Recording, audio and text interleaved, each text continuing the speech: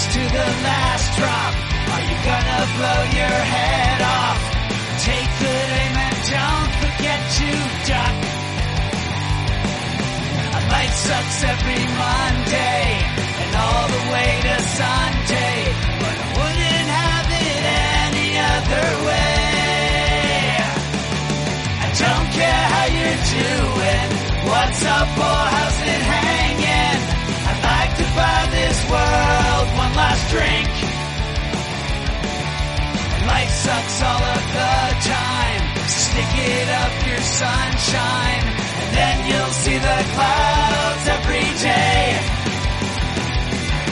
And then you'll see the clouds every day. And then you'll see the clouds every day.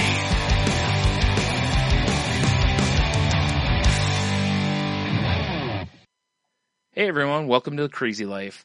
There's no Jen this week because she's off gallivanting around the country. So this week it's just me, Bryan, and joined by Henno. Howdy.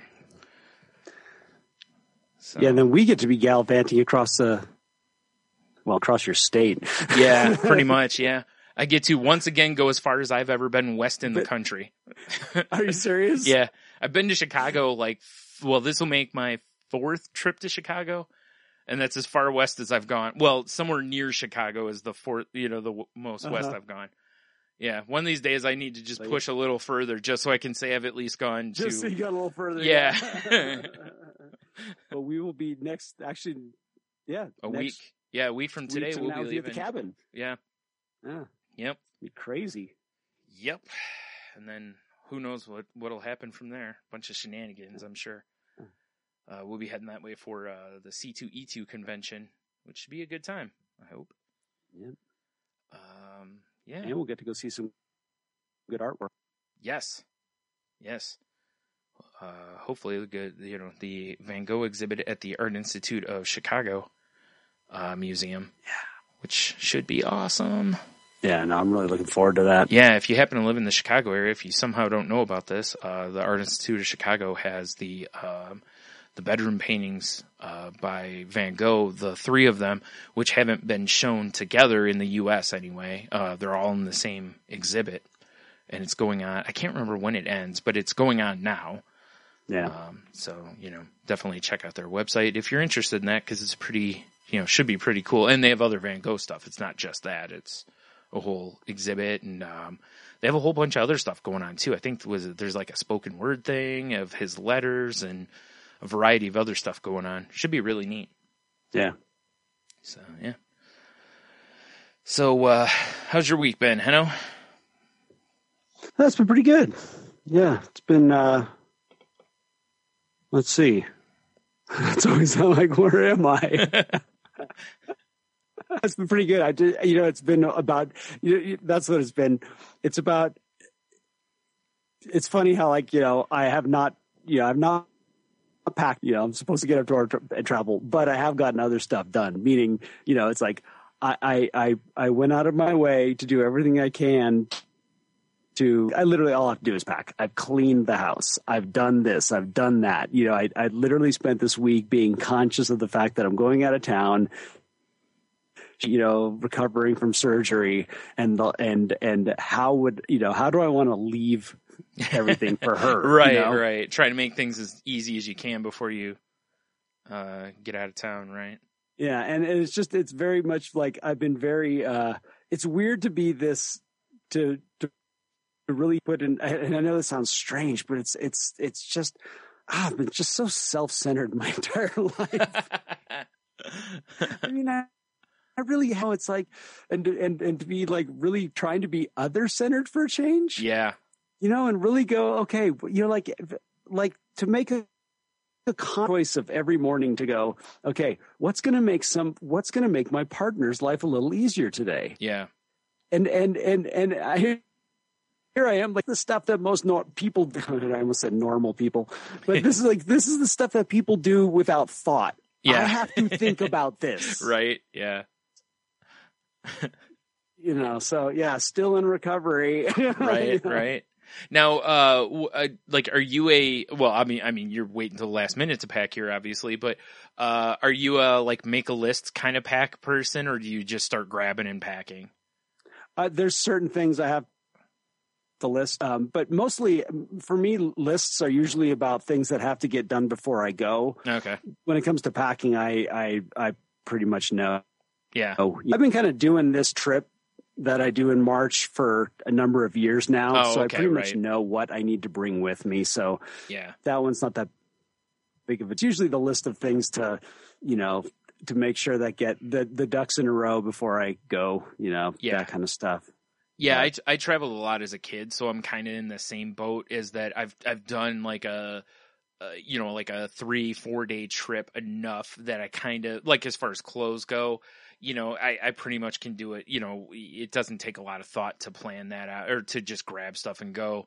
And most of the other stuff too, I just start grabbing, and I know, for the most part, I have to make a list of, like anything else I want to take. Like if there's, anything entertainment wise I want to take, like, do I want to take my iPad and, any, like if I want to take a book or puzzles or anything of those type natures or whatever. So mainly just so I don't forget them, because I use those on a daily basis. So I don't want to pack them ahead of time, or, they're going to be just randomly laying about, like, I know I won't have to worry about, I don't have to write like wallet and keys or something like that, cause I'll remember those, but I may have to write down earphones, or earbuds, because I may forget those, because I'll have them laying anywhere, that kind of stuff. So I usually have a real short list, but I almost have that list done now, but I actually won't pack anything probably until the night before we leave.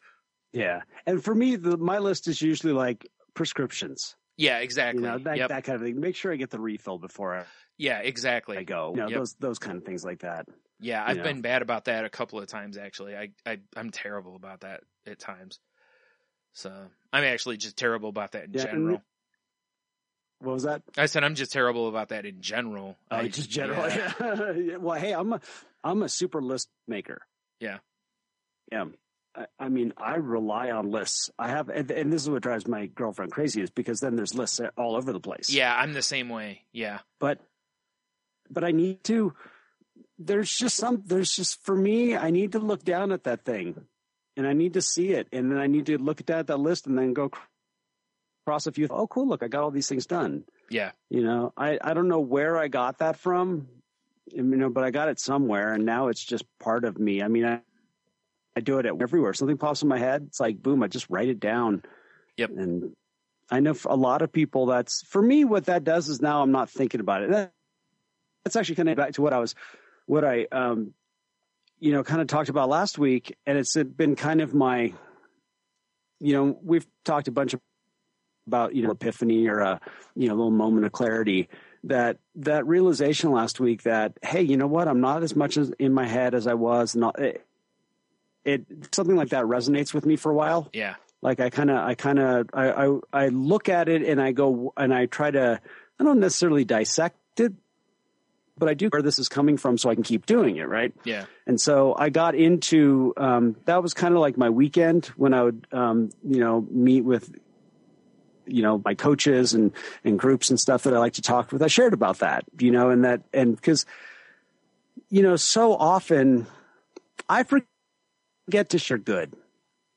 It's so weird. It's so easy to always just, to unload when things are bad. Yeah.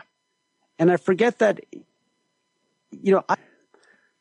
I have purposely sometimes avoided talking about when things are going really well, because maybe it's going really bad for somebody. But then again, maybe I can be a shred of hope. Yeah.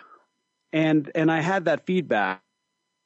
Somebody a friend of mine said, hey, you know what? Thank you. Because I'm not there, but to know that you are and that maybe I could get there is helpful to me. Right. I mean, that's essentially how support groups work. Yeah, that's kind of the point of staying in them at some point, is that, realistically at some point you're at one point in the wheel, and eventually you're that, someone else gets might get some hope from where you've gone while being part of that group. So yeah, that makes sense. It's, the part of the reason I do lists is because if I don't, like, if I think, order, like, hey, get your refill on your prescriptions, even, like, we'll use that one. If I don't write it down, like, if it's something like, say it's late enough at night that I'm not going to be able to do it. I mean, I can do it on my phone now. I have an app that I can, with the local pharmacy, but, if it was something like that, though, I'll write it down, because if I don't, what'll happen is I'll keep running it through my head so I don't forget. That's the, just keep saying it. And then what'll happen is if I do forget, I'll go, man, what was it I was going to do? And I will not be able to rest until I figure out what it is that I forgot. And it drives me crazy. That's it. That's part of why I do lists. And I mean, I write some of the most mundane stuff, just the dumbest stuff down. But a lot of times it's just to get it out of my head so that it doesn't drive me crazy. Yeah. Yeah. And that's why that's what relates completely to, like, not being it's just easy. It's like these are tools for me, for myself, to relieve burden. Yeah.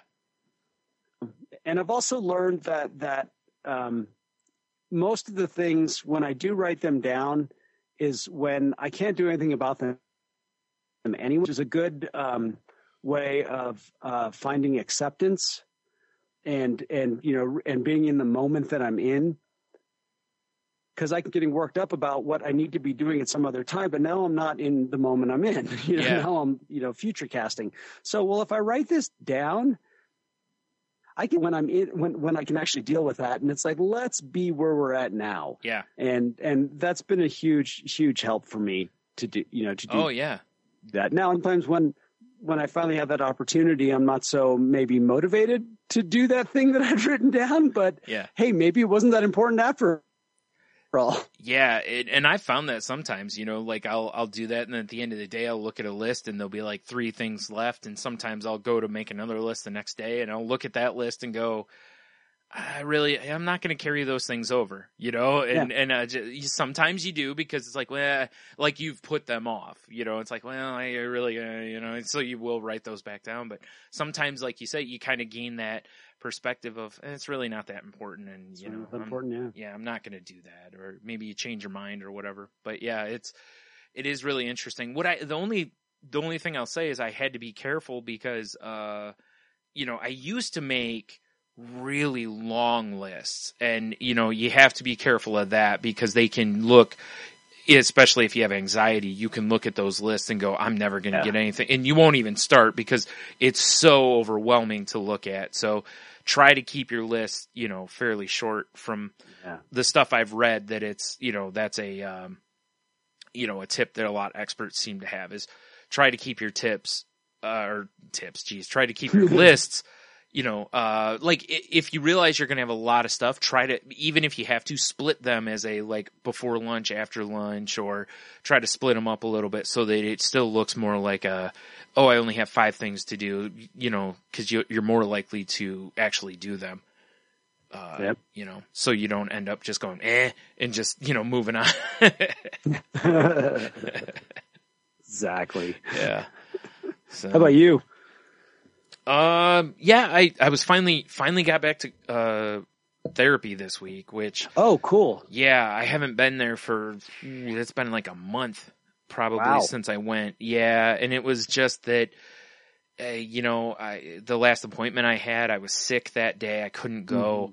And when I called, they were booked up, and things just couldn't work out right. And then when there were openings, I couldn't go. So it just didn't work out. And it's amazing how once you're in therapy, and then when you don't go, you can feel it like build up inside of you how much you need to go to therapy.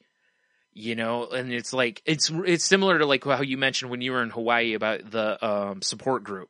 Yep. About how you were like, I can deal with a few days. And you're like, I really want to go. Like, I really kind of need to do this, and I found the same thing. And it's because, like I've said before on this, it's even though I've got friends I can talk to and people I can talk to, it's not the same. Like, it's just the freedom in therapy is not this. You just don't really feel that freedom anywhere else.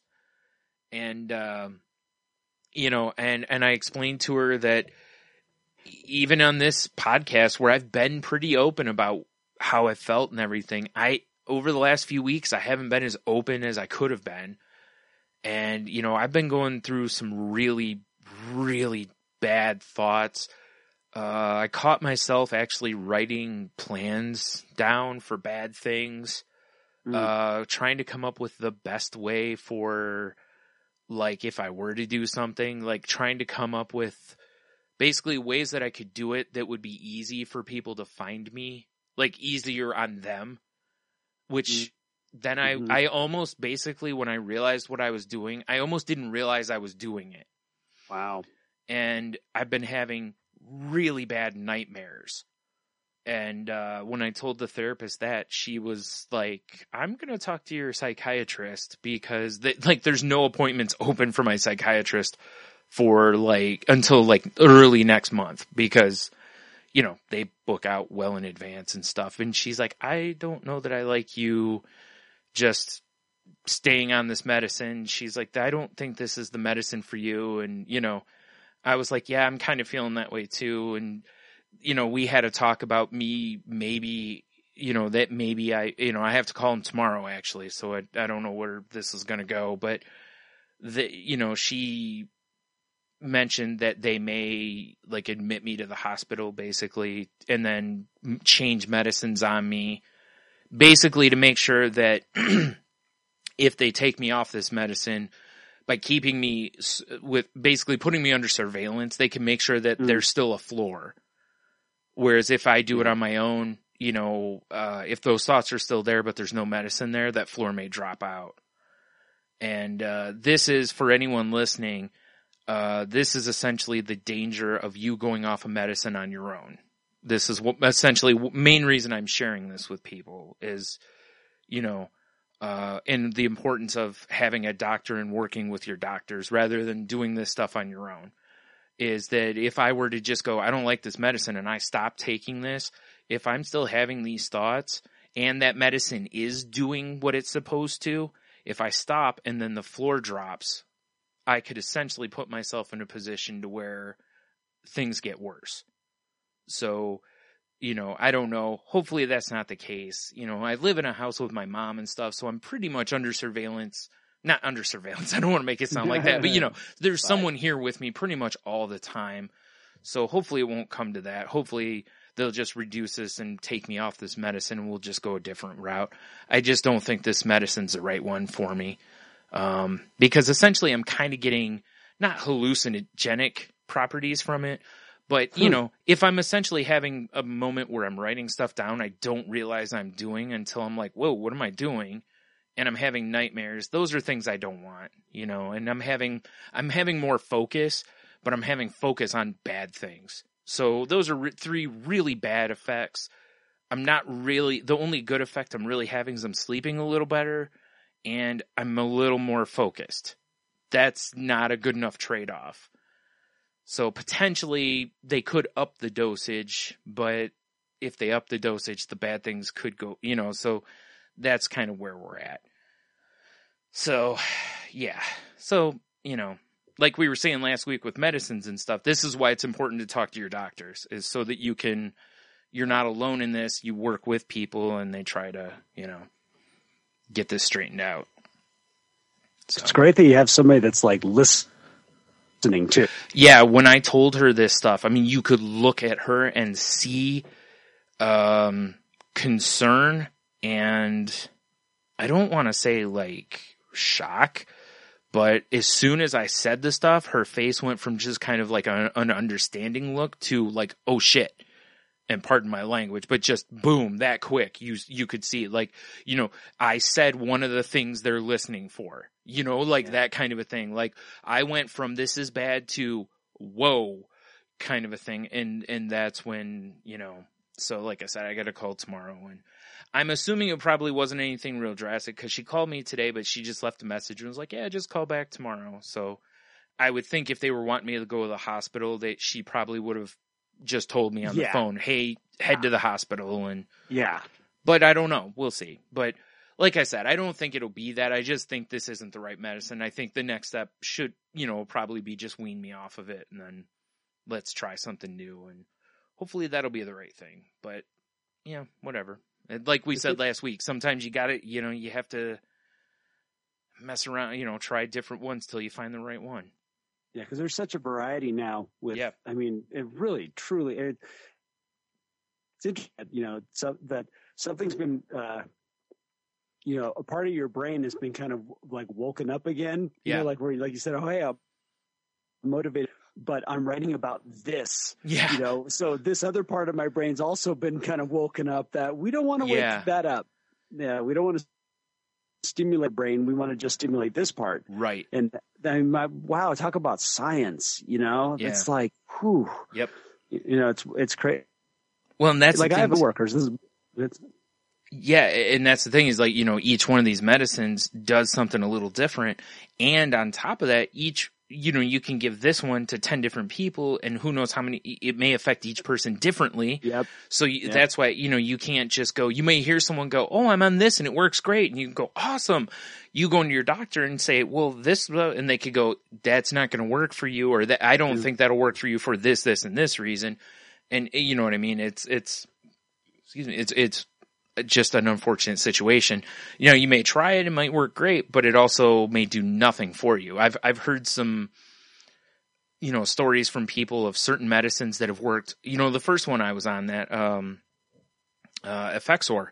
I've read stories online where people are like, man, it totally changed things for me. It's, and I took it and it just made me meh. Just everything was gray and whatever.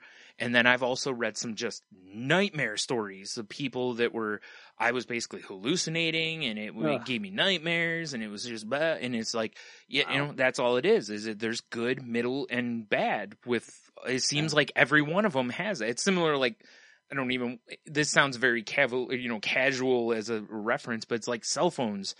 You can go ask somebody, hey, you have Sprint. How do you like it? You go ask 3, 4, 5 people and you'll get, oh, it's awesome. Oh, it's terrible. And it's all right.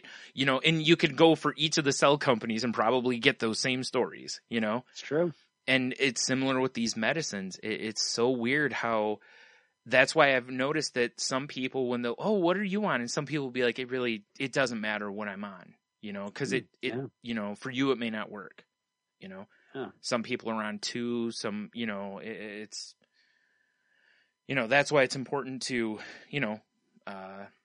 like I said, go to the doctor, get a diagnosis, work through, be truthful with your doctor, work through all your problems. That's why this is so important. Because again, if I go in there and I lie, if she goes, well, how are you doing? And I go, I'm fine. Yeah. I just keep dealing with this. And who knows where this story ends, That's it. So, like I said, that's why I want to put this out there is so that everybody who listens, if you're listening and you're thinking this, or I can do it on my own, and it's like, please don't, because it's really not a good idea.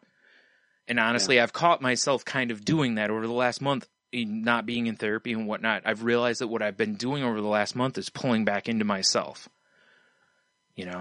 So I've had a lot more really bad mental health days, and I've been really kind of having a not caring look at most stuff. So that's no bueno, as we say over on Salty Language.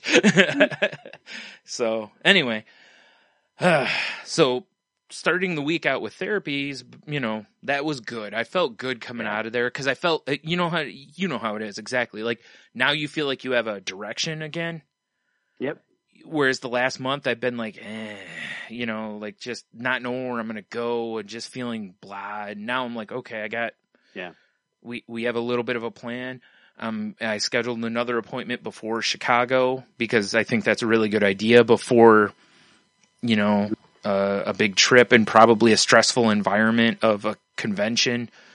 So, I'm going to go talk to her and, whatnot before that. And then I'll probably schedule one fairly quickly again after, to kind of make sure that I don't have any pitfalls and stuff after that and then whatnot. So I'm trying to plan ahead, not living in the future, but, plan ahead so that I make sure that because, I know a lot of times, big social stuff a lot of times really makes it hard for me to function afterwards. Like I want to just be left alone and all that afterwards. So I was like, get back in therapy because that'll help you pull you back out of that shell and, you know, that kind of thing. Use the tools available, I guess. Yeah. Cause that it doesn't, you know, if you're changing your eating habits, you know, somebody that specializes in nutrition, or even sometimes just watching cooking shows, you know, and learning something new, can get you fired back. You know, same thing with spending a little time with a trainer. Yeah. If you're working on your physical health, you may not be doing anything that you haven't done a million times, but maybe you get reminded of thing. And I think that's the same thing with like counseling. Yeah. I've always got that too. It's like you get in there and you don't even realize sometimes that you've just and it's actually also, you know, physical health and mental health, they're all kind of the same, where you don't even realize when you've kind of gotten off the beam a little bit. Yeah. And in the process, you go, oh yeah, I forgot about this. Oh yeah, that's right. This works for me, you know, and these are all great things because, you know, like I say all the time, it's like my head's a dangerous neighborhood myself. Yeah. Yeah. Flat out. It doesn't matter. Yeah. And the longer I'm in there, the deeper I get into the bad parts of town. Absolutely. Yeah. I mean, yeah. It is. It's so much that way. And and that's the thing is it's, you know, and no matter how much you don't want to be there, it's really hard to get out of there. It's just, you know, it's so hard to get out of those parts. And, you know, and that's what I said, you know, you have to throw every tool available at it in order to have a fighting chance at it. And I won't even say to win, because it's not, you don't win, you just survive kind of a thing, you know, and then tomorrow it's another fight, you know, and it's, you know, so, you know, but, you know, like I said, I told myself last night, cause I was kind of back and forth, like how much of this I kind of wanted to really put out there, because there's an element of this that kind of feels like I want to keep it to myself a little bit. But then I'm like, you know, one of the reasons I wanted to do this podcast was to work towards fighting the stigma of keeping quiet about this stuff. And listen, I have suicidal thoughts. I've sugarcoated, I've danced around it as I was talking about it. I didn't come out and say it. I had suicidal thoughts. I made a plan. I started having plans toward killing myself. I don't like saying those things. That's why I sugarcoated it. I don't want to give any power to that, because I don't want to do that. The fact is, something in my head made my hand write things down, you know? And that's where I'm at. So again, if you are in that same position, like I said, please don't do these things. You know, don't do this yourself. Go get help. So there, you know, like I said, I put it out there because, you know, it's just the right thing to do. It's part of the deal. It is. It really is. Everybody who's going through this, talk about it. If everyone who does this talks about it, find other people. I have found out in the last few months about people in my family who've dealt with depression, you know, and suicide and stuff that I didn't know have dealt with it, you know, and it's like, I wouldn't know that if no one talks about this, you know. It's like the more you talk about it, you start finding about, you know, like you talk about it a little bit and then you're like, oh yeah, so-and-so. And you're like, yeah, I'm not surprised, because statistics say that 1 in every whatever, you know, have this. So it makes sense, you know. So, you know, we need to get more people to not be quiet, because, you know, just again, the other day, somebody that I don't know, you know, we're online friends. You know, I talk to her off and on in a couple of, like in a kick group and whatnot.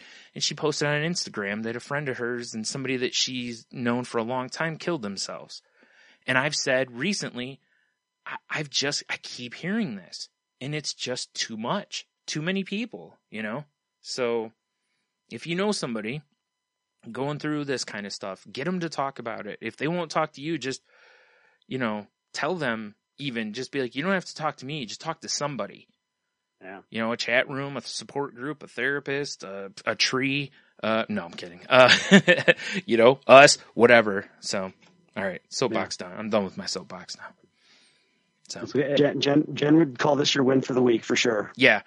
And that's basically what I was going to say next, was that my win for the week is that I'm pushing myself into this spot, because that was the whole point of this podcast, was pushing myself into this for that reason, because I'm tired of seeing people, seeing friends of theirs, family members killing themselves because they feel that they're alone and there's no options, Yeah. I'm not saying that it gets better. I won't say that, because I'm still a long ways from where I would say better, or, that I'm over, that I'm in a good capacity. But, I just, it's sad when you see people, because I understand. I've been there. I know what it's like to be at those depths. It's just, I want people to just start talking, and I want people to stop minimizing it, Yeah. So, all right. Yeah. And here you are being accountable. Yeah. That's all I can do, And it's a big tool too that Yeah. people can use. Yeah. So, do you have a win for the week? I mean, you kind of had one already, but do you have a different one? I mean, you mentioned already that you're thinking of others rather than yourself. So that's, putting you into a different light for the week. So if you want to cheap out, I'll give you that one. Yeah. Well, that was, and it even felt like that at work. I seriously, it felt like that at work too. Yeah. There's nothing better than feeling like I'm coming at life from a service standpoint where I'm being useful, because it's just a different way for me to, I'm not joking around when I say that I've been self-centered knife. Yeah. It's the truth. There's a reason why I didn't have relationships last very long. There's a reason why, this didn't last very long, or that, whatever it was, the next hobby or whatever it was, that I didn't make commitments to this and that. It's like, there's a reason for all that. So anytime I have that conscious feeling of like, oh wow, I did it differently. This week, I'm like, okay, winner. Yeah. Right. Well, yeah. Cool. And you should. Yeah. It's like, hey, I learned from my mistakes. Yeah. Yeah. Hey, and it's starting to stick. Here's the thing is that I've been working on it long enough that I'm having where it's just automatic. And that's the greatest thing in the world, that it was like every reaction. I love this line. I intuitively knew how to handle situations that used to baffle me. Yeah. and that's right out of our recovery. I'm serious. Yeah. That's almost word for word. And it's true, because when we're in that place where we're just barely getting by, we tend to end up confused because we react based on instinctual things or based off patterns in our whole life. And the day that those and get away from them, whatever it is, like boom, all of a sudden you sit there and you go, oh wow, these, I used to not in a situation and now I do. Yeah. I actually was having a little bit of that with my therapist this week, because I was telling her about a few things where I was just telling her something, and I was like, yeah, I was like, I was doing this, and I was like, but then I stopped because I was like, and then I was like, I was going to say something to someone, but I was like, no, because I can't change them. All I can do is work on what I can change in the environment. And I go and I start talking, and she goes, wait. She's like, you realize that's a big difference, right? Yeah. She's like, when you first came in here, she's like, that would have eaten you alive. Yep. And I was like, yeah, and it just like I tend to do. Someone is essentially giving me a compliment, and I summarily dismiss it and move on. Yeah. So, and then I was like, yeah, and I stopped, and I was like, you're right. I would have. Right.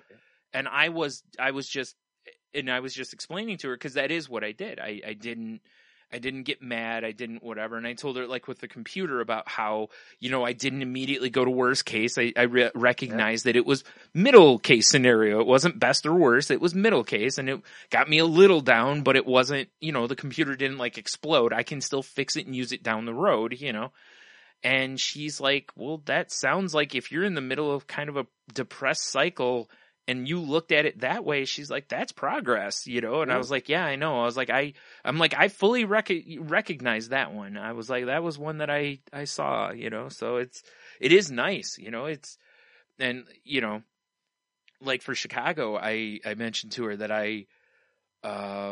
it's weird for me to be able to just kind of get excited about a trip like this. Normally I'm worrying about money, or in the past I would have had to worry about like, working at a place, like trying to make sure that, there were coverage, because I was like not a manager, but as like a key holder. So you had to make sure there was enough, manager type coverage during the time I'm gone. And, or when we had the comic shop, you couldn't really do vacation stuff because you're the owner, you make those sacrifices. And then my dad was sick, and, there was just always something I was kind of worrying about. And this time I don't really have that. It's weird. It almost feels like you're walking outside naked, It's like all those walls you usually use, those shields to protect yourself, are gone, and you're like, but you're still looking around for an arrow coming at you, It's like, but there's none at this point, so it's so weird to me.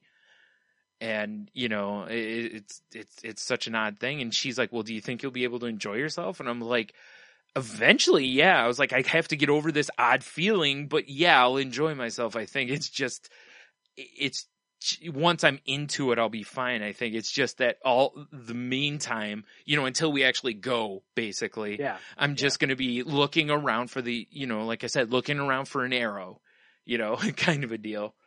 Yeah. So yeah, it's really, but it is cool recognizing that stuff in therapy and life, whatever, so, again, anyone listening, make sure you do stop and kind of recognize those. You don't have to physically stop, but, recognize those things. Again, little wins are big wins, That's it. So kind of speaking of that, we'll kind of move from, unless you have more on that. Sorry, I didn't want to, I cut you off. Good segue. Yeah. Not really. It was pretty bad, but no. I mean, thank you for the compliment, Henno.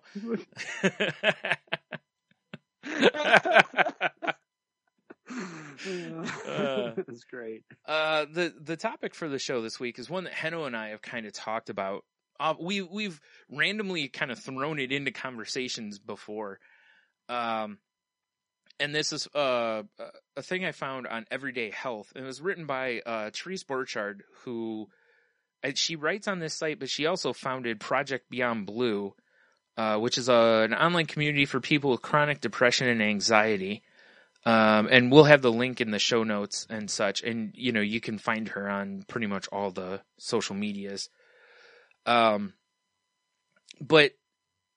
it's the title of this is How to Get Out of Bed When You're Depressed. And, Henno and I have talked about this before, and it's kind of and I don't want to be this jerk, but I'm going to be this jerk. And we're not talking about those days where, it's just, I need a cup of coffee and I'll get going. We're talking about, when you're having like, depression where you can't get out of bed type days, or to help kind of fend off those kind of days. Because when you feel you're in a depressed kind of cycle, or even if you don't, if you're a person with depression, like me, if I just lay in bed all day, even if I'm not having a real bad kind of day, it can turn into a week, where I don't get out of bed very much. It's very simple. It's why I've seen, a lot of people, and I've mentioned before on the show, again, going back to our early conversation about the to-do list, that jokingly on a to-do list, get out of bed is your first thing on a to-do list, and some people laugh at that, but they don't realize how big of a deal that actually is, or put fresh clothes on, those kind of things. So, this kind of goes, into that.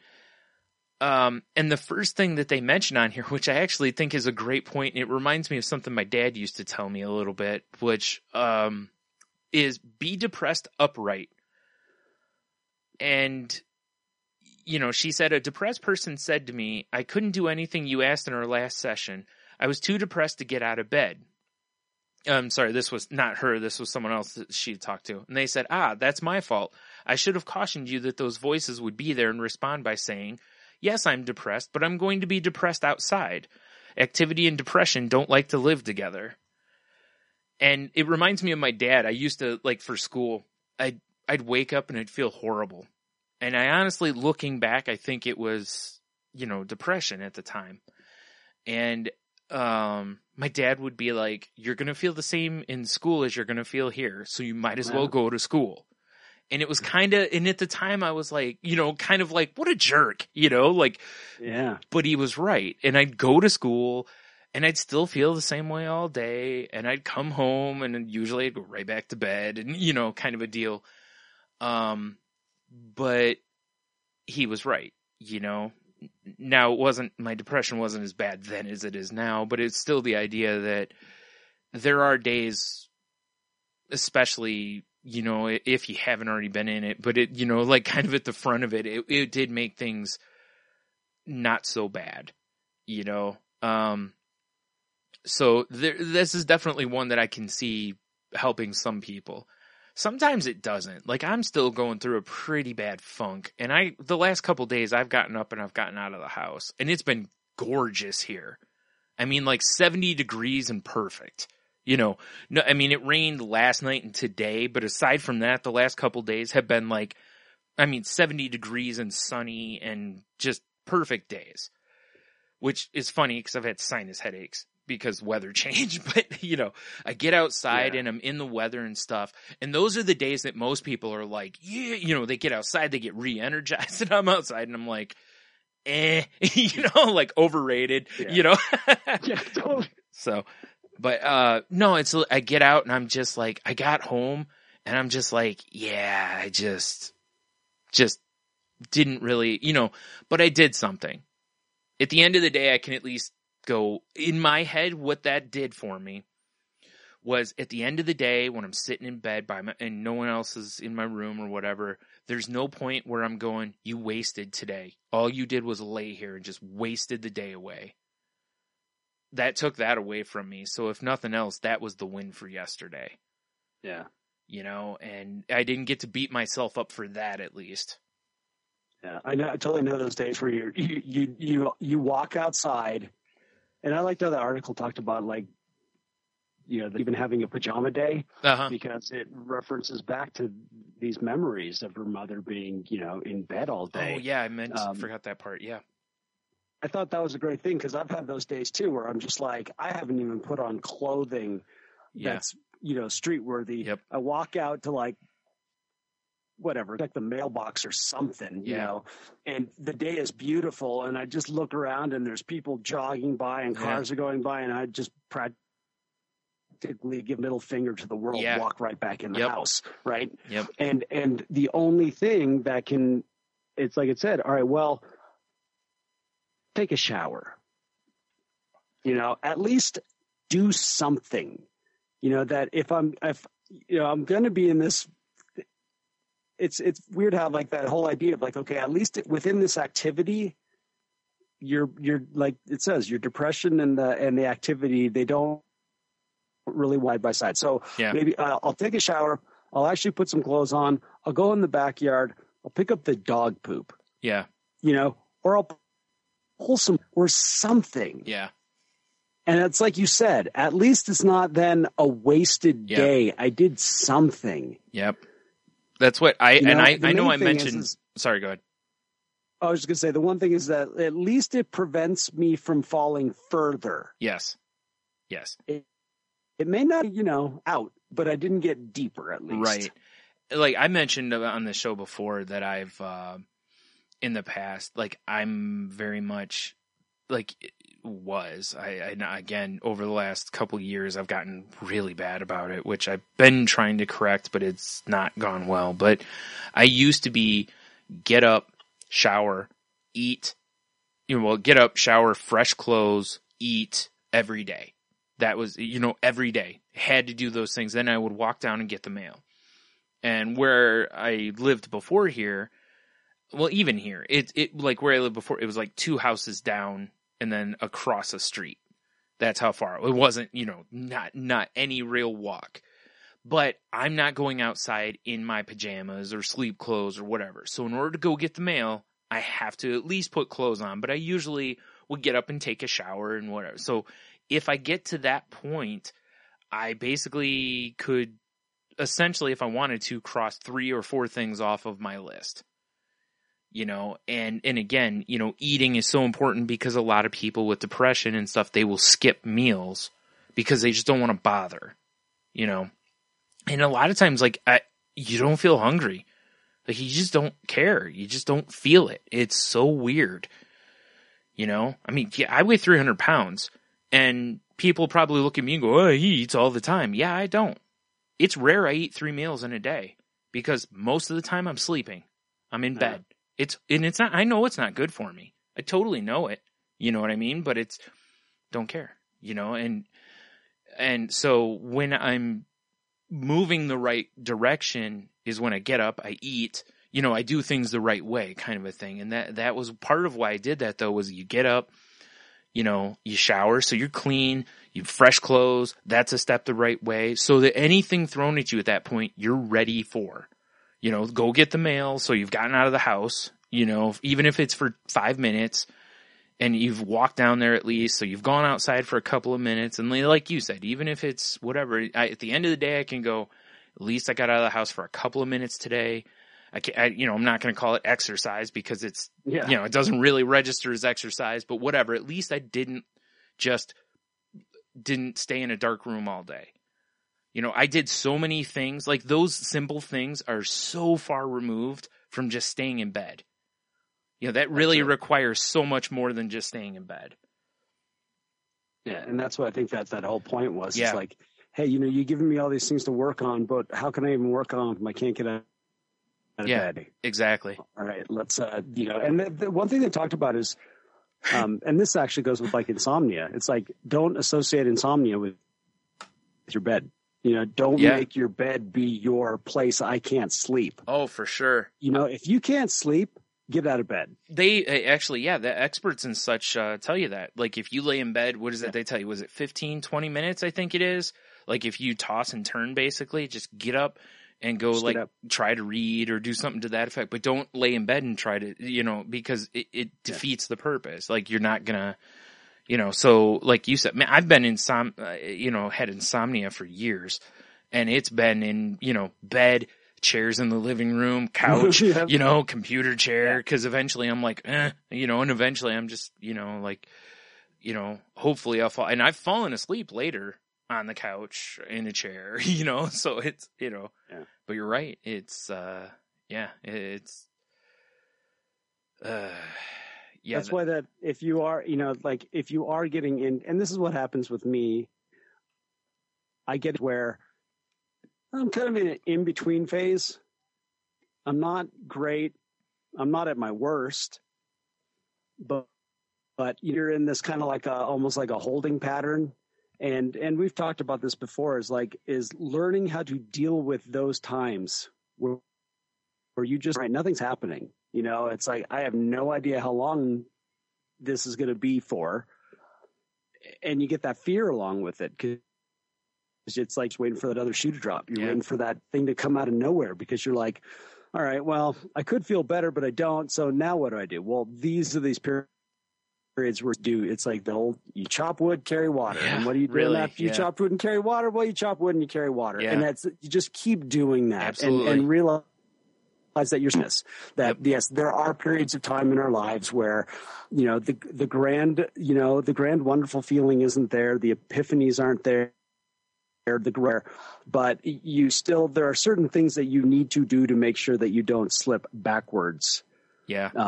You know, because it's unfortunately, and I know for myself, I was driven by super highs, super lows. That was me. It was always really big highs and really big lows. Yeah. So I never learned what it's like to just cruise. Yeah. And I'll say this is uncomfortable. Like Jen kind of had that too, because of the bipolar. You know, like she didn't seem to have super lows. And I don't full on want to talk for her, but I'm going from, you know, the time her and I were together, that like, but she had times where she like, I don't feel like doing anything. So like neither of us did, you know, kind of a deal. Yeah. But then there were other days where she had those super highs where I'd get up and she's like, I clean the whole neighborhood basically, you know? So, you know, so there were kind of those kind of things with her. And and it's exhausting for her. I don't mean for me, but for her, it's exhausting because, you're kind of all over the place, and like for me, it was pretty constant, but unfortunately for me, the bar was low. I would have, like for me, I'd love to have that middle because that would have meant an increase. Yeah. And that's what's tough is like for her, she couldn't get that middle because, the bar was either you swinging real high or real low. And like you said, there was no that constant in the middle there. And I would have loved the middle because it was, that would have meant a big upswing.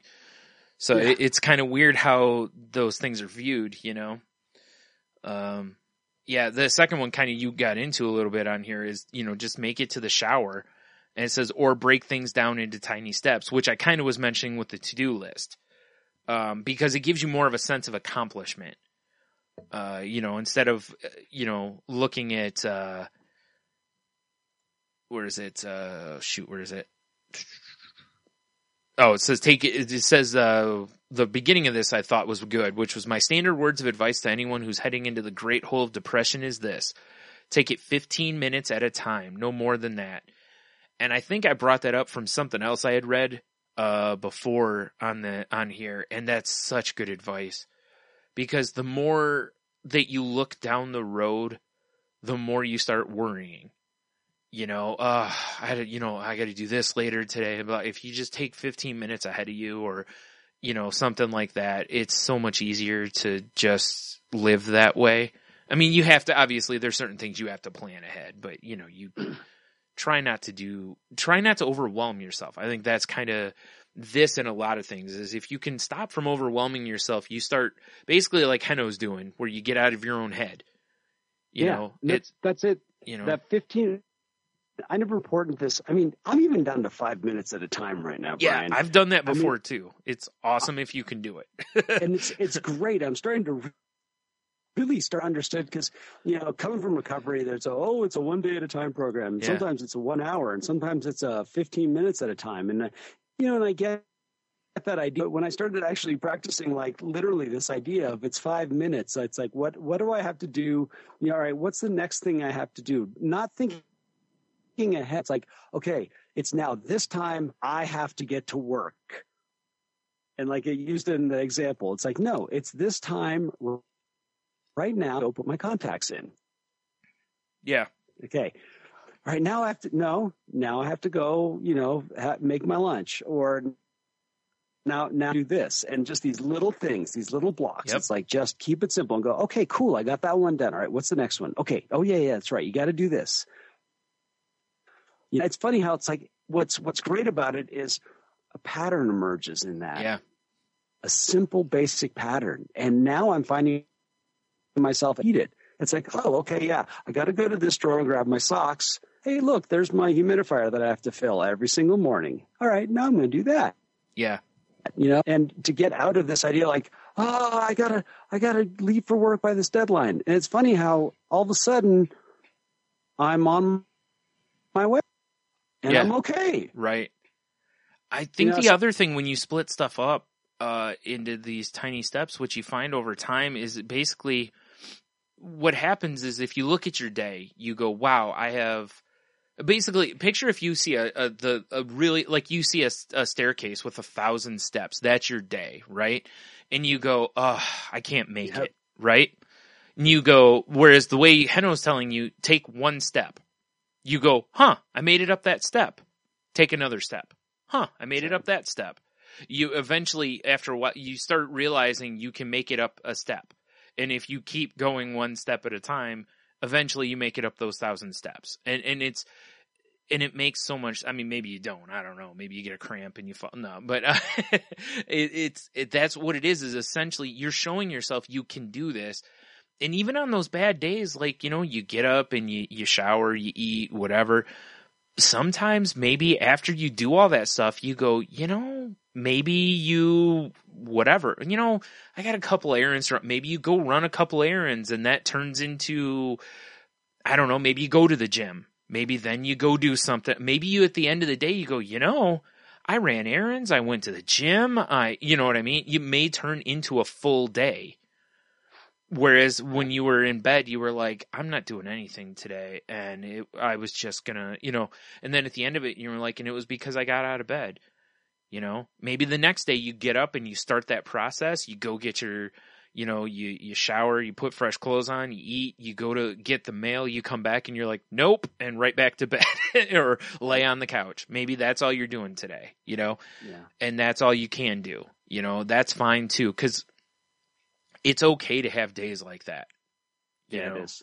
That's one thing I wanted to mention while we go through this stuff is we're not trying to say I don't want to be that, just get up, because I'm not going to be that just smile more person. I don't want the message of this episode to be, if you just get out of bed, depression goes away, because that's not true. But, so it is okay if you get up and you're like, nope, because there's going to be days like that too, Don't beat yourself up on those days if you can't help it. I'll tell you, I was hanging out with my men's group tonight. Earlier, we were talking about this idea of opening a door to a new world of possibilities, and usually that door has a lock on it. Yeah. And all it takes is for us to get the key, turn that lock, and open that door. And the key is willingness. Yeah. It always reminds me that sometimes I just need to do a little prayer to get the key. You know what I mean? Yeah. And I use this a lot, especially when it comes to changing my behaviors. There's been a lot of the behaviors I didn't necessarily want to do a lot of work to change. Yeah. Or whatever it was. And so what I did is I worked on willingness. And if that took just a whole day of sitting around and took a whole day, like you said, that, you laid in bed all day long and you just thought about the willingness to get one foot over that and pull a pant leg on. And if that's what you got, hey, that's more than you had the day before. Exactly. Yeah. And I'll tell you, I had to work on just, was it a year and a half-ish ago? I had, I don't exactly know what it was. I'm pretty sure I had a really bad, flare-up of gout is what I'm pretty sure it was.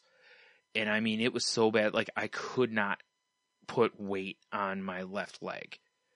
And I couldn't get out of bed. I basically was in my bed for a good almost month and a half. And it was horrible. Depression is bad enough. The days I can't get out of bed because of depression are bad enough. Those days I physically couldn't get out of bed without crutches or help. And even to help me, it was really hard because I could not in any way, my foot couldn't touch the floor because from my knee down, I had, if you barely even just touched my leg, I would almost come unglued. Ugh. It was so horrible. And because of that, I couldn't really use crutches because of the jarring of it. I mean, I would do it once and I'd have to stop because the pain was so intense that I'm sitting there, I'd stand there and just have to wait for the pain to subside. So sometimes I just, just kind of, if you were about to rip a Band-Aid off, picture that. Yeah. And then I just real quick, 2 or 3 steps and then stop, And anyway, so those days after that, was over finally. I was, really depressed because I was in the house by myself for, a month and a half. My sister came over and helped me out, basically was my nurse for the better part of the time. And but most of the days I'm alone. And, so it really, I'm alone and in my head for all that time, so it just eats you alive basically.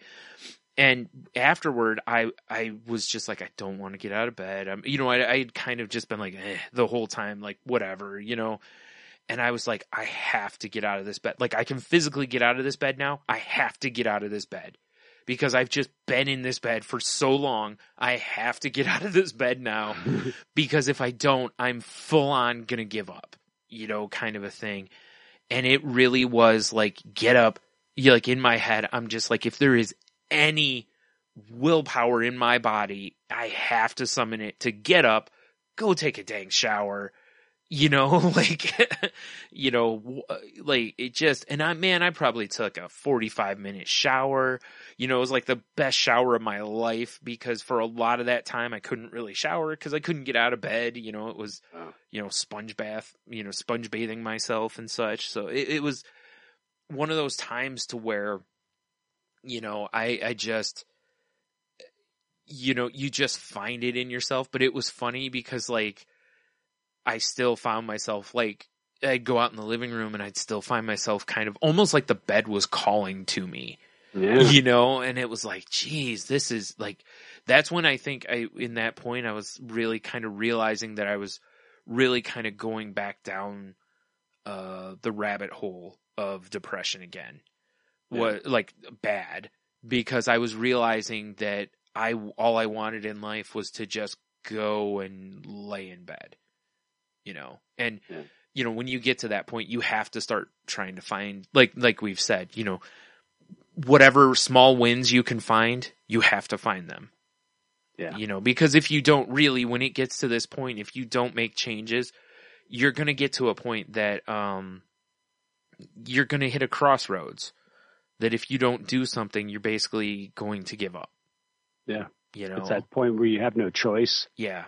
You start no longer choosing. Yeah, exactly. All, yep. And that you have to make a choice in some direction or another, whether it's, it doesn't matter whether you overeat, whether you're just not getting out of bed, all these various things that we deal with. It's like at some point you have to make a choice. That was the way it was with, addiction. There was, it's like, I can't. So there's one funny thing segue in 12-step programs. You've all heard about it's like acceptance. Everyone talks about acceptance, and it's a big deal with the whole serenity prayer and all this stuff. Well, the lie about it all is if I just accepted, I wouldn't have gotten help. Yeah. So the fact of the matter is I didn't accept it. Yeah. From this point on, acceptance is my rule because I'm accepting life on life's terms and all that. Yeah.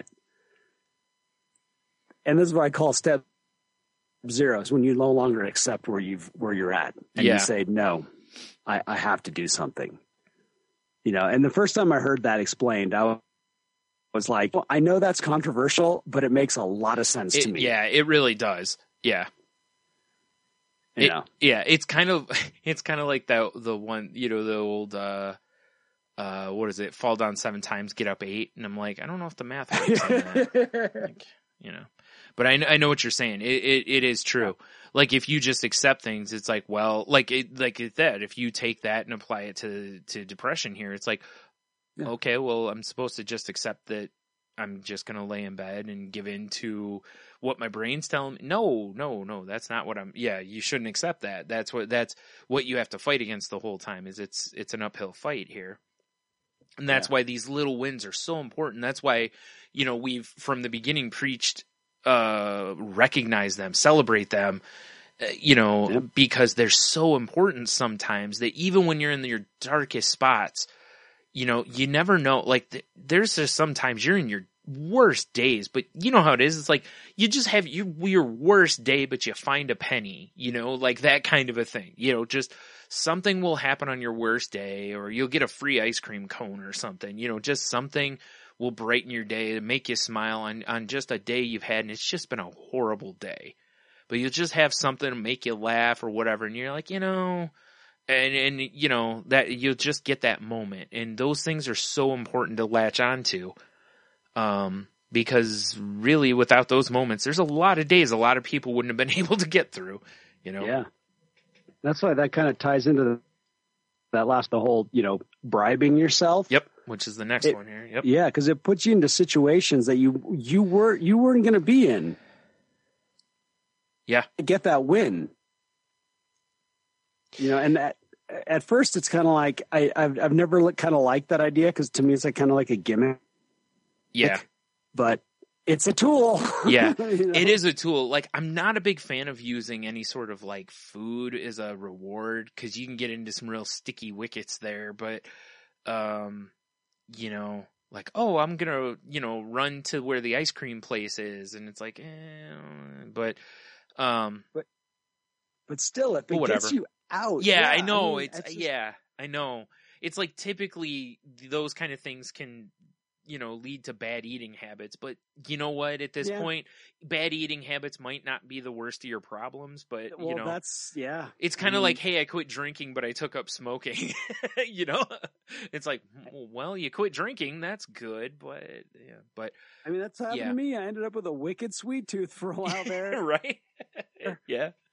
We'll trade one addiction for another. I've heard you say that before, you know. But it's okay because the other one was a lot more manageable. Yeah. And it wasn't going to, you know? Yeah. At least you wouldn't think so. I mean, you know, odds are if you just go on a wicked sweets bender, it's probably not going to get you arrested or killed, you know. Yeah. I mean, it might, but it probably won't, you know. Yeah. You know, so I mean, unless you got a great story to go with it. Handcuffs in my underwear. Yeah, and if so, I want to hear that story because it's going to be an epic story. Because you know, chocolate. Yeah, it's like, hey, Heno got arrested last night. Went on a wicked chocolate bender. Like, wait, what? Yeah. So, but yeah, you're right. It's one of those things. You know, and I can see it. It's you know, no matter what it is, yeah, you know, if you have to bribe yourself, you know, to get yourself out of the house. I do know people that do that kind of stuff. And it you know, for some people it works. For some it doesn't. Because some people it's like, it's not worth it, you know? Like, you know, maybe they love, you know, I think this site's like a coffee or something like that. Like maybe your favorite coffee is, you know, at a certain place and you're like, oh, well, if I go over, you know, allow yourself to get out to get it. That's the only way to get it, you know, is to go there, you know. Well, it's like leaving the roll in your freaking kitchen at night. Even though the TV's in your bedroom, you know, if the first thing you do every morning is turn on the TV, now you can just lay there. Well, at least leave the remote in the kitchen at night, turn it off there. You got to get up and get it. It's similar to having your alarm clock completely across the room, you know, so you can't just roll over and hit the snow, you know, even though most people now probably just use their phone, but you know, that old idea of put your alarm clock across the room so you'd have to get up, you know. And I was always like, I can just go get back in bed and go back to sleep though. But you know, well, not always. I mean, I do have insomnia issues, so sometimes I couldn't, but you know, a lot of times I just be like, whatever. But it's, you know, so there's certainly, you know, but you're right, you know, do something like that, or you know, I don't know, there's got to be something, you know, whatever it is, find something for you. Like, you know, if you like books, you know, reward yourself, like have a, you know, hey, if I get out of bed, you know, and this many, you know, I don't know if I'd put it on this many times, or I don't know what's the most healthy way. Maybe that's something to talk to your psychologist or your therapist about, is healthy ways of bribing yourself. Cause you know, I don't know what the best or worst ways are. I don't know if there's any issues with that, but whatever, you know, if it works, they're probably going to say, do it, honestly. Cause like my therapist, cause I was like, you know, I use stuff for distractions, but I don't want to play video games and watch TV all the time. And she's like, at this point,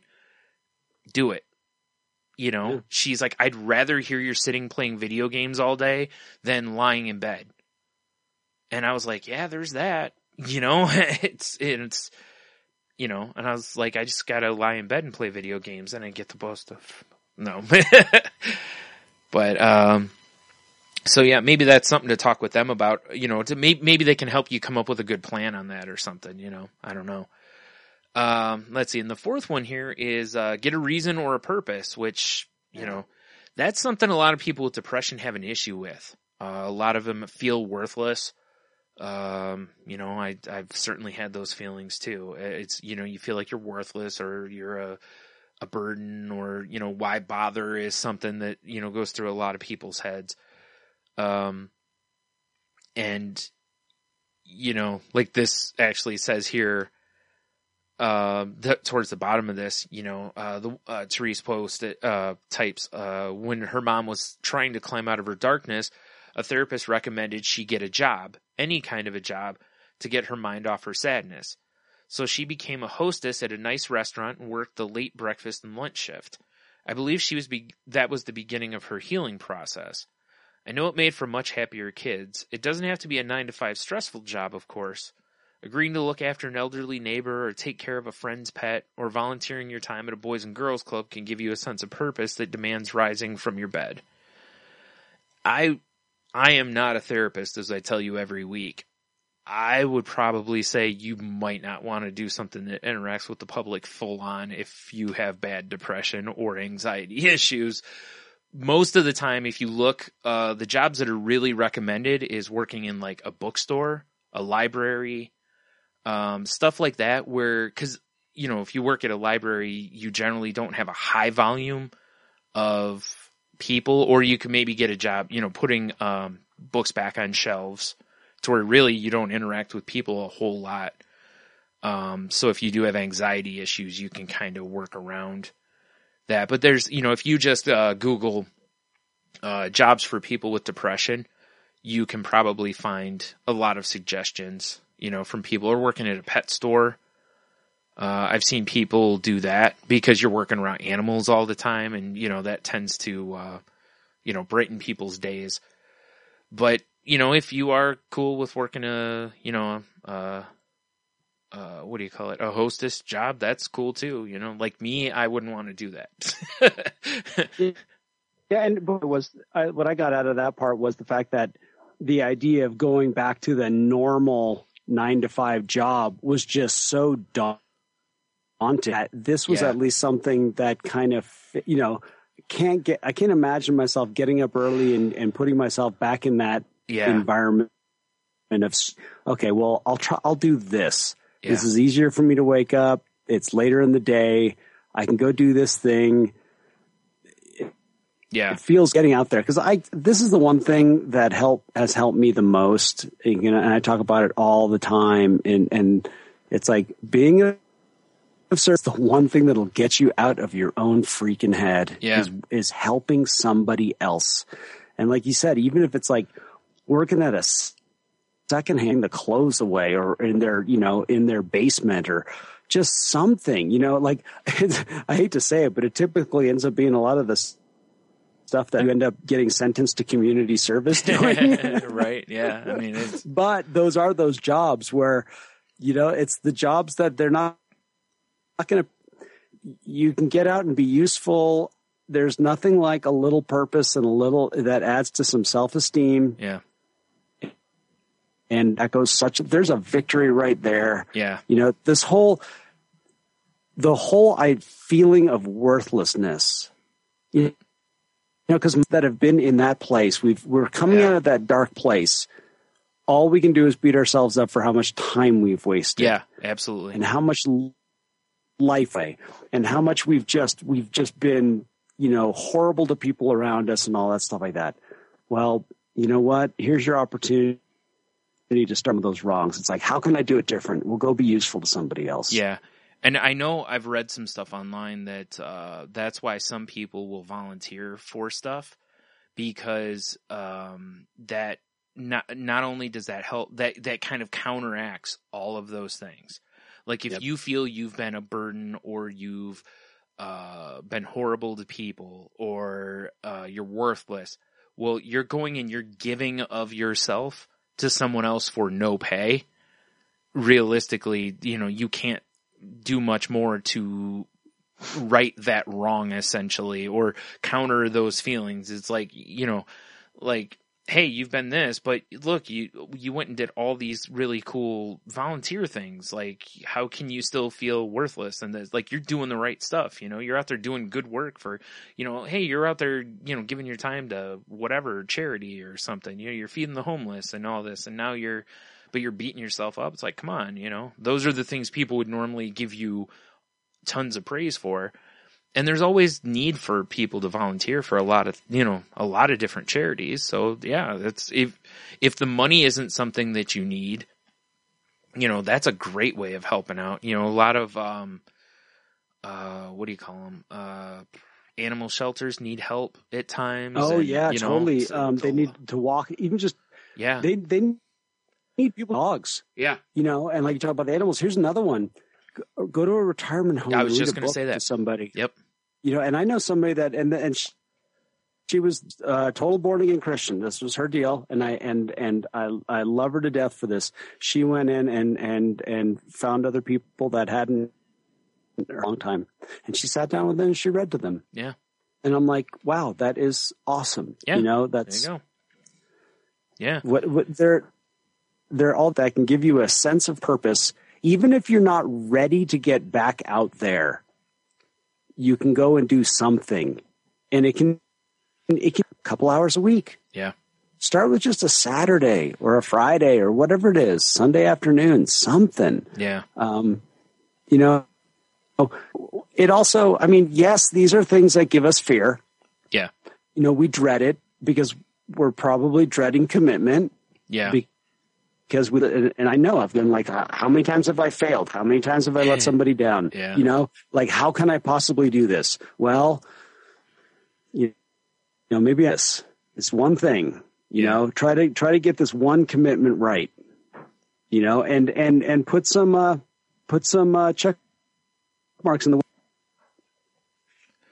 Yeah, that's the thing is that like this part of it is kind of one of the things, that I've mentioned on here that I've been really struggling with for the last little while is, feeling like I don't feel like I can commit to something because I like even around the house, I can't commit to stuff, and it's like and that's the thing, like I want to get to this step, that's my goal right now is to get to this point because like even around here, like there's a couple like a couple of liquor stores that hire here for people to basically stock the beer fridges. Yeah.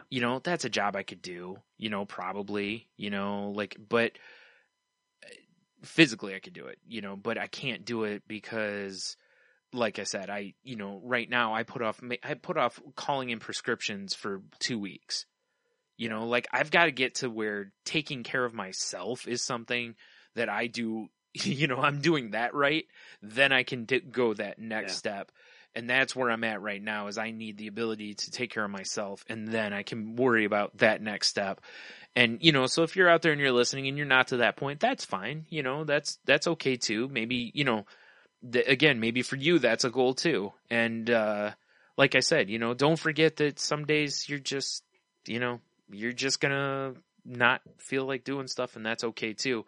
The goal of all of this, of course, is like we said, like Heno said, is to just don't let it, if you can help it, try not to let it chain into a week, a month, a year, like try to stop it before it becomes a long-term thing. If you can, hey, I had a really bad day today, or even if it's a couple of days, because sometimes these things run in waves and you kind of have to ride them out a little bit, but even if you're having a bad day, sometimes if you can,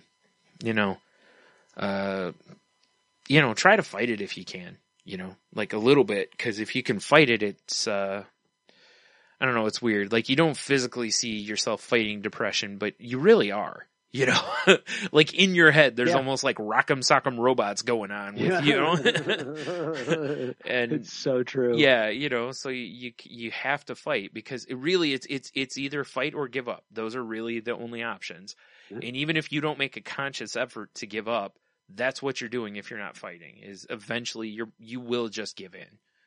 So, and that's no bueno. We don't want to do that. So, nope. Hopefully one of these things will help. And, like I said, the last part, as far as like, if you are looking for a job, something else you may do as far as like the job thing, it just hit me is, I know not too far from here, there's, and I don't know if this exists in every state or not. I'm in Michigan and it does.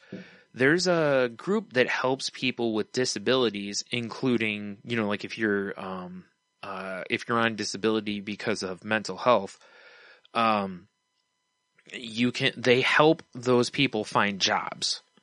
So even if you have depression, anxiety issues, they can try to help put you into jobs that, you can do even with those things.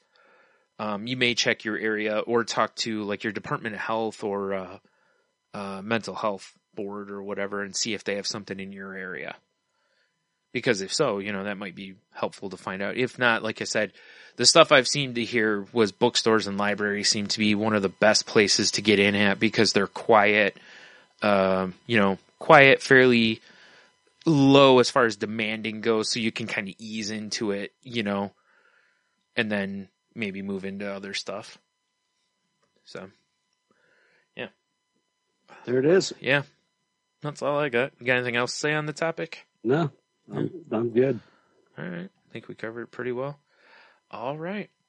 Well, I guess let's see. We already did the wins for the week and everything. I guess we do the closing stuffs now, eh? All right. Yeah, we're a little over. So, man, I'm not going to be able to remember the stuff now. Oop, I think I have a card with it on it. I'm going to cheat. There we go. If you want to continue the conversation with us, as Jen says, you can check out our website, which is thecrazylifepodcast.weebly.com. If you want to email us, it's thecrazylifepodcast@outlook.com. You can find Jen on Twitter at Jen's Crazy Life. You can find the show where I post like when the new episodes go up and stuff at the Crazy Life Pod on Twitter. Henno, where can they find you, sir? I'm at Ida Henno on Twitter, and if you ever want to hear what I do with myself on SoundCloud, look up Monkey Tongue Productions. Mm-hmm.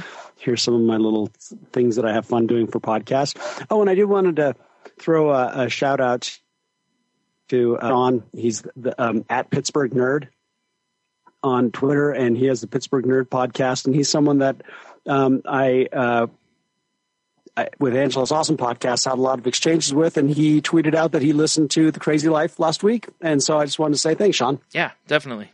Yeah, I sent him a tweet back saying thank you for listening, so I'll say it on the show, too. Thank you for listening. Yes, definitely. Always glad to have new people listening to the show. Yeah. Fun to see. Yep. Always, always, always. Let's see. You can... Oh, also, I have the link to... like all the stuff we're telling you here, all the links are in the show notes if you look also, including Henno's SoundCloud page. I finally put that in there. I've been meaning to do it each week and I keep forgetting. And then last week I finally remembered it. You can also find me on Twitter at Stunami, and you can find my other podcast, which is, The Crazy Life, right. My other podcast, which is Salty Language, at salty_language on Twitter or at saltylanguage.com. You can also find us as part of the Tangent Bound Network, which is a pretty awesome group of networks. Jeez, man, my brain's just gone now. Group of podcasts.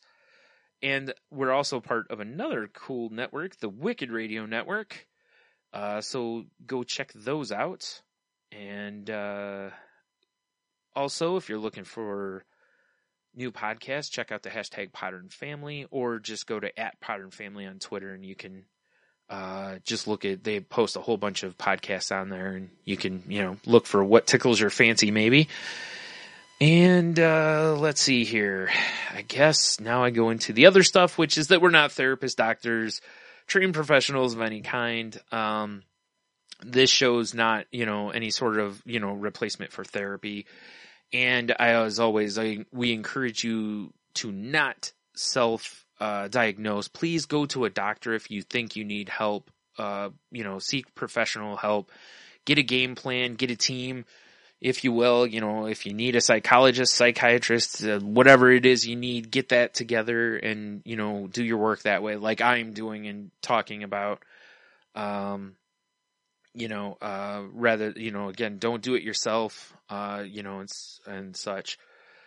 And then, of course, if you were having like suicidal thoughts at the moment, or if you're making a plan, I honestly, not just having suicidal thoughts, but if you're making a plan, if you're thinking of following it through, if you're thinking of harming others along with these things, call 911 and tell them you're having a mental health emergency. Have someone take you to an emergency room. Go to a community mental health center if you have one. Or get a hold of like a suicide hotline number and talk to someone. If you can, if nothing else, please don't be alone, because that's, the worst thing you can be at the time, because, being inside your own head, as we keep saying on here, it's a bad place to be. So, do that, and please don't act on it. Just please contact someone else and get some help if you can. I think I covered everything. Did I forget anything, Heno? Yep. What'd I forget? Keep breathing. Oh, yeah, I did forget that. Good point. All right, well, we'll talk to you next week. Bye.